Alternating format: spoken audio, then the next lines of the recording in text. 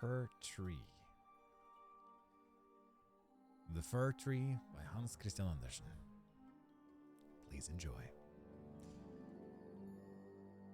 Far away in the forest, where the warm sun and the fresh air made a sweet resting place, grew a pretty little fir tree.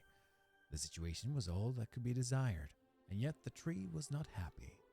It wished so much to be like all its tall companions, the pines and firs which grew around it. The sun shone and the soft air fluttered its leaves, and the little peasant children passed by, prattling merrily, but the fir tree did not heed them. Sometimes the children would bring large basket of raspberries or strawberries wreathed on straws and set themselves near the fir tree and say, "Is it not a pretty little tree?" which made it feel even more unhappy than before. And yet all this while the tree grew a notch or joint taller every year, for by the number of joints in the stem of a fir tree we can discover its age. Still, as it grew, it complained, "Oh, how I wish I were as tall as the other trees. Then I would spread out my branches on every side, and my crown would overlook the wide world around me. I should have the birds building their nests on my boughs, and the wind blew. I should bow with stately dignity, like my tall companions." So discontented was the tree that it took no pleasure in the warm sunshine, the birds, or the rosy clouds that floated over it morning and evening. Sometimes in winter, when the snow lay white and glittering on the ground, there was a little hare that would come springing along and jump right over the little tree's head, and then how mortified it would feel. 2 winters passed, and when the third arrived, the tree had grown so tall that the hare was obliged to run around it. Yet it remained unsatisfied and would exclaim, "Oh, to grow, to grow! If I could but keep on growing tall and old, there is nothing else worth caring for in the world." In the autumn, the woodcutters came, as usual, and cut down several of the tallest trees, and the young fir, which was now grown to a good full height, shuddered as the noble trees fell to the earth with a crash. After the branches were lopped off, the trunks looked so slender and bare that they could scarcely be recognized. Then they were placed one upon another upon wagons and drawn by horses out of the forest. Where could they be going? What would become of them? The young fir tree wished very much to know. So in the spring, when the swallows and the storks came, it asked, "Do you know where those trees were taken? Did you meet them?" The swallows knew nothing, but the stork, after a little reflection, nodded his head and said, "Yes, I think I do. As I flew from Egypt, I met several new ships, and they had fine masts that smelt like fir.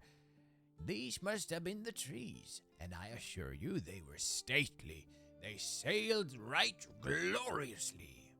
"Oh, how I wish I were tall enough to go on the sea," said the fir tree. "Tell me, what is the sea, and what does it look like?" "It would take too much time to explain, a great deal too much," said the stork, flying quickly away. "Rejoice in thy youth," said the sunbeam. "Rejoice in thy fresh growth, and in the young life that is in thee." And the wind kissed the tree, and the dew watered it with tears, but the fir tree regarded them not. Christmas time drew near, and many young trees were cut down, some that were even smaller and younger than the fir tree, who enjoyed neither rest nor peace for longing to leave its forest home. These young trees, which were chosen for their beauty, kept their branches, and they also were laid on wagons and drawn by horses far away out of the forest. "Where are they going?" asked the fir tree. "They are not taller than I am. Indeed, one is not so tall. And why do they keep all their branches? Where are they going?"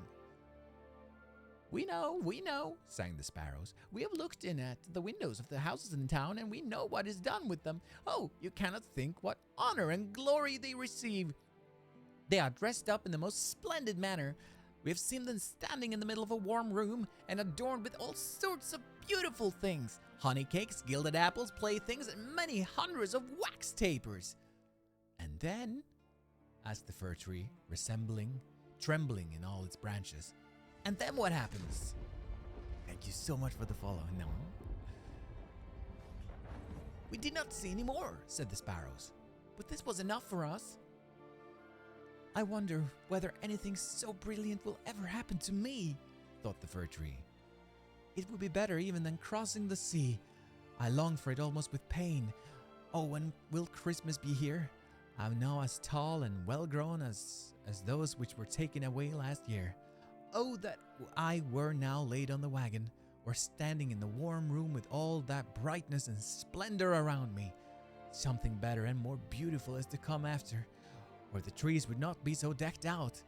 Yes, what follows will be grander and more splendid. What can it be? I am weary with longing. I scarcely know what it is that I feel. Rejoice in our love, said the air and sunlight. Enjoy thine own bright life in the fresh air.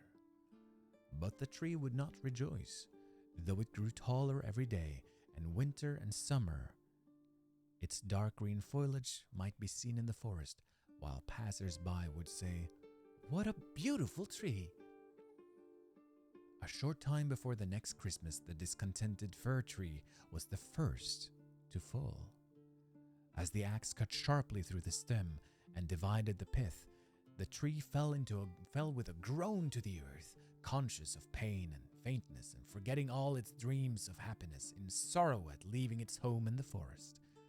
It knew that it should never again see its dear old companions, the trees, nor the little bushes and many-colored flowers that had grown by its side, perhaps not even the birds, nor was the journey at all pleasant.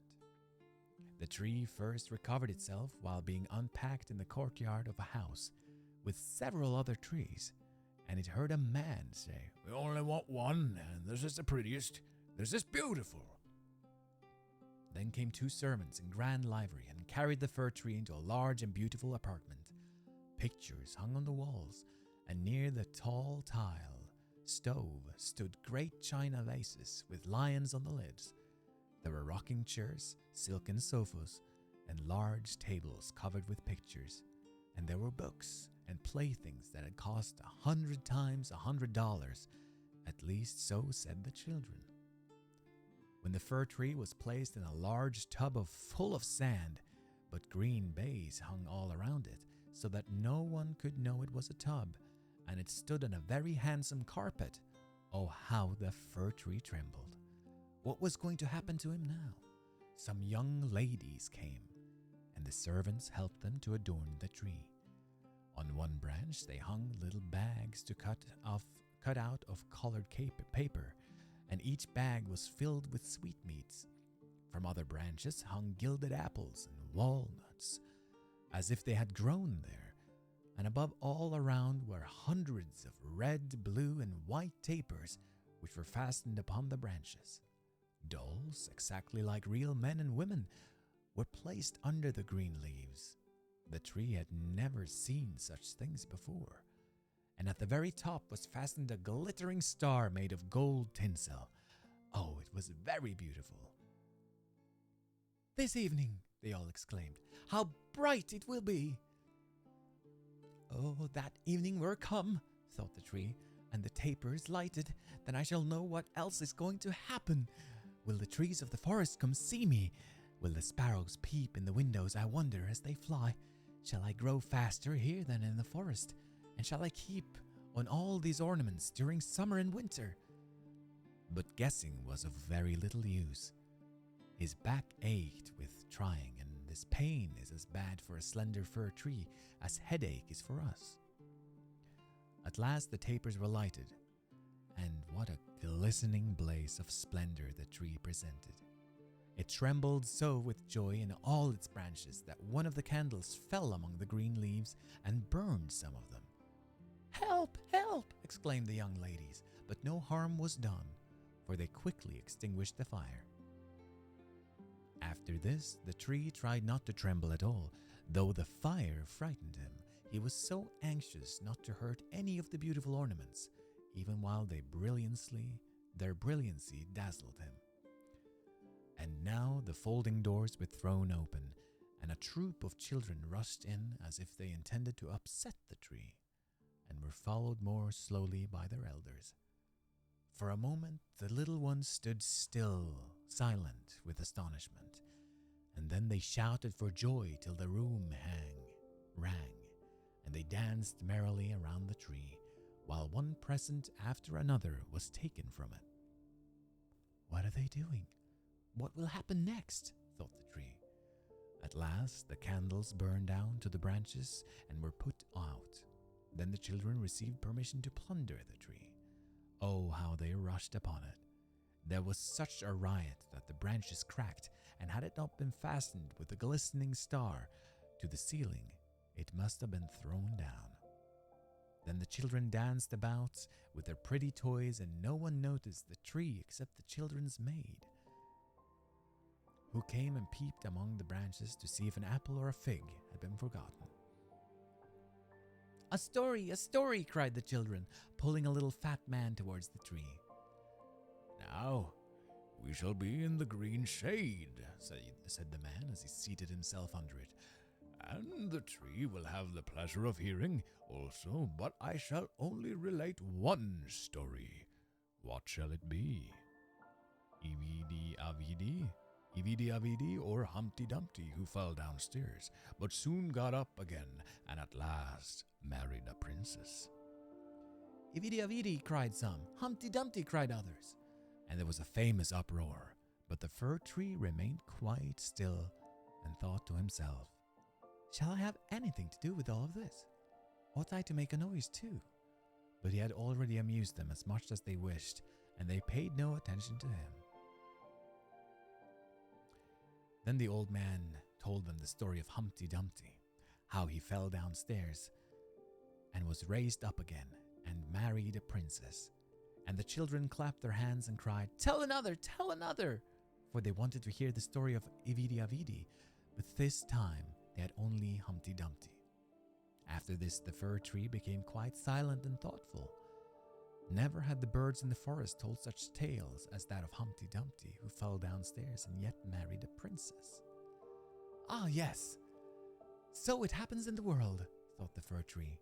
He believed it all, because it was related by such a pleasant man. "Ah well," he thought, "who knows? Perhaps I may fall down too and marry a princess."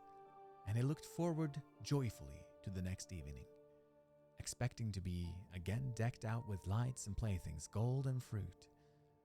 "Tomorrow I will not tremble," thought he. "I will enjoy all my splendor, and I shall hear the story of Humpty Dumpty again, and perhaps of Ividi Avidi." And the tree remained quiet and thoughtful all night. In the morning, the servants and the housemaids came in. "Now," thought the fir tree, "all my splendor is going to begin again." But they dragged him out of the room and upstairs to the garret, and threw him on the floor in the dark corner where no daylight shone, and there they left him. "What does this mean?" thought the tree. "What am I to do here? I can hear nothing in a place like this." And he leaned against the wall and thought and thought. And he had time enough to think, for days and nights passed and no one came near him. And when at last someone did come, it was only to push away some large boxes in a corner, so the tree was completely hidden from sight, as if it had never existed. "It is winter now," thought the tree. "The ground is hard and covered with snow, so that people cannot plant me. I shall be sheltered here, I dare say, until spring comes. How thoughtful and kind everybody is to me. Still, I wish this place were not so dark and so dreadfully lonely, with not even a little hare to look at. How pleasant it was out in the forest while the snow lay on the ground, when the hare would run by, yes, and jump over me too, although I did not like it then. Oh, it is terribly lonely here." "Squeak, squeak," said a little mouse, creeping cautiously towards the tree. And then came another, and they both sniffed at the fir tree and crept in and out between the branches. "Oh, it is very cold," said the little mouse. If it were not, we should be very comfortable here, shouldn't we, old fir tree?" "I'm not old," said the fir tree. "There are many who are older than I am." "Where do you come from?" asked the mice, who were full of curiosity. "And what do you know? Have you seen the most beautiful places in the world? And can you tell us all about them? And have you been in the storeroom where cheeses lie on the shelf and hams hang from the ceiling? One can run about and tallow candles there. One can go in and thin and come out fat." "I know nothing of that," said the fir tree. "But I know the wood, where the sun shines and the birds sing." And then the tree told the little mice all about its youth. They had never heard such an account in all their lives. And after they had listened to it attentively, they said, "What a number of things you've seen! You must have been very happy." "Happy!" exclaimed the fir tree. And then, as he reflected on what he had been telling them, he said, "Ah, yes. After all, those were happy days."